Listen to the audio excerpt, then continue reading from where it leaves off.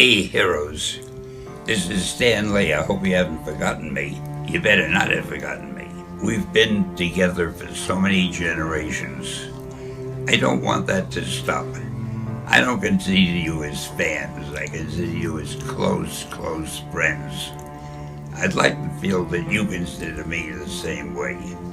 So let's think of it that we have that relationship. You're my friend, I'm your friend. And we're not going to let anything come between that arrangement. And that's really all I wanted to say. I'm doing what I enjoy doing. It's like other men like to play golf, so they play golf every chance they can. So you don't say to them, how come you're playing golf today? You played last week. It was the same with me. To me, it is such fun creating characters, writing stories, even doing interviews, even though I can't hear most of what the guy says to me. But it's an exciting life, and when you do something that you know the fans seem to enjoy, that gives you such satisfaction, you don't want to stop. There was one time, and I don't even remember, it might have been the Fantastic Four or some other book. We had a story that I thought wasn't that good, but we were stuck with it. We had to send it out. There was the due date. I didn't have time to do it over. And on the cover, I wrote a little note. I don't remember the exact words, but something like, hey, kids, I've got to admit, this isn't the best story we've ever done. But we've given you so many good ones before, we think you owe it to us to buy this one also. Everybody thought I was crazy. That book sold better than most of the others in that period. And I got a ton of mail saying, you guys are great. Nobody else would have written anything like that. I got this great idea. I want to call him Spider-Man, and he's a teenager. So I gave him the idea, and he said, Stan, that is the worst idea I have ever heard. He said, first of all, people hate spiders. You can't call a hero Spider-Man. Secondly, he said, he can't be a teenager. Teenagers are only sidekicks. And finally, he can't have personal problems. Don't you know what a superhero is? So he wouldn't let me do it. One day we had a book we were going to kill called Amazing Fantasy. When you're going to do the last issue, nobody cares what you put in it. Just to get it out of my system, I put Spider-Man in the book, and we sold it. And it was a bestseller. So my publisher called me in a couple weeks later and said, Stan, you remember that character, Spider-Man, that you and I liked so much? Why don't you do a series of it? And that's how Spidey was born.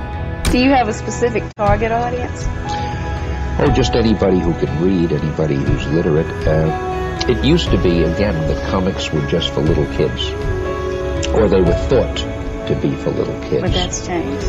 Yeah. With Marvel, because we started directing Marvel at ourselves, really. The theory was we're going to write the kind of stories we would enjoy reading, you see. And I didn't know if it would work or not, but it worked better than anybody expected because we grabbed a lot of readers who were much older, who liked the kind of things that we liked. But we didn't lose the young kids. So we find the best formula, if you call it that, is we don't try to write for any audience. We try to write stories we would enjoy.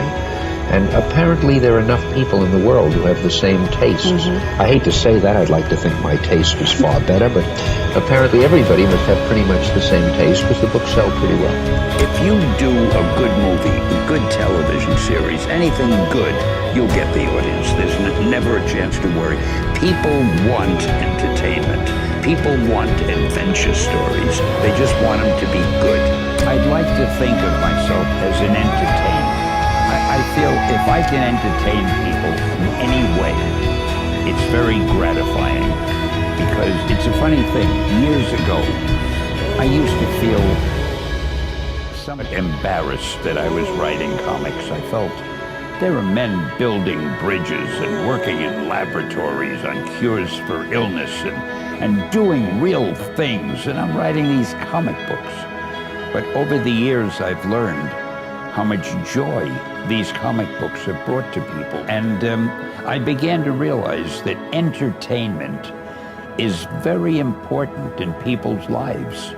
Most people, almost everybody, have lives that have problems and troubles and things to worry about. And if you can entertain somebody, take his or her mind off the things that would normally be bothering them. That's a good thing to do. So I like to think of myself as an entertainer, somebody who offers a little entertainment to people in whatever form it may be. Mostly, in my case, it had been comic books.